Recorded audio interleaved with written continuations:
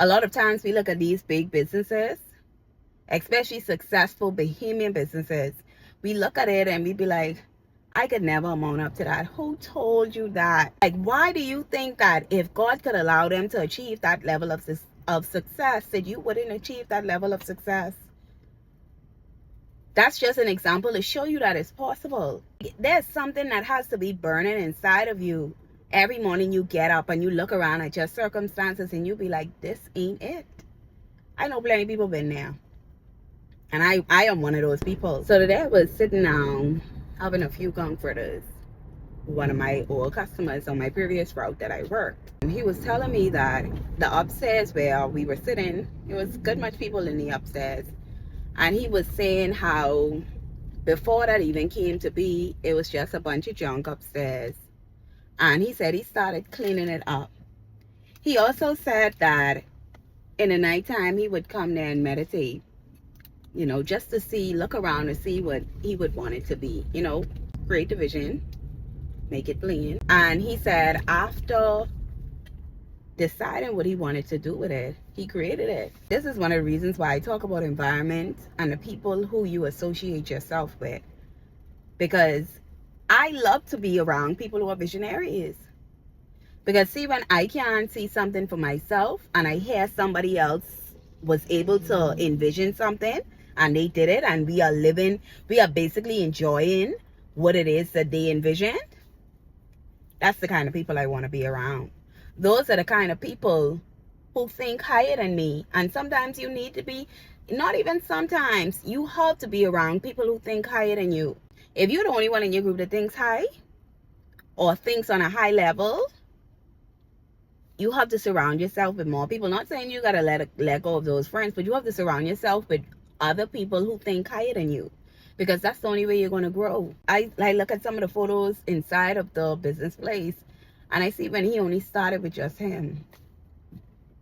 A lot of times we look at these big businesses, especially successful Bahamian businesses. We look at it and we be like, I could never amount up to that. Who told you that? We have to get rid of this idea of thinking that we can never amount to the success that other people have. Like, why do you think that if God could allow them to achieve that level of success, that you wouldn't achieve that level of success? That's just an example to show you that it's possible. And I know people would use the excuse of saying, I didn't grow up in a rich family. You have a lot of multimillionaires who didn't grow up in a rich family either. But maybe you need to be the one to lead the family to the promised land. Maybe you need to be that Moses. And then your kids will probably be the generation of Joshua that will lead them to the promised land. Like, we have to stop thinking so little of ourselves. If you knew how powerful you were in God, you would stop thinking so small of yourself. If God thinks so big of you to say that his plans are to prosper you, why do you think so little of yourself? You were not made to settle. And that's one of the reasons why I cannot settle. Like, there's something that has to be burning inside of you. Every morning you get up and you look around at your circumstances and you be like, this ain't it. I know plenty of people been there. And I am one of those people. You wake up and you realize, this ain't it. This is not it. And because that's not it, that should be all the fuel that you need to go out there and be better. To stop settling. To stop thinking of yourself so small. We serve a big God, you know. Let me say that again. We serve a big God.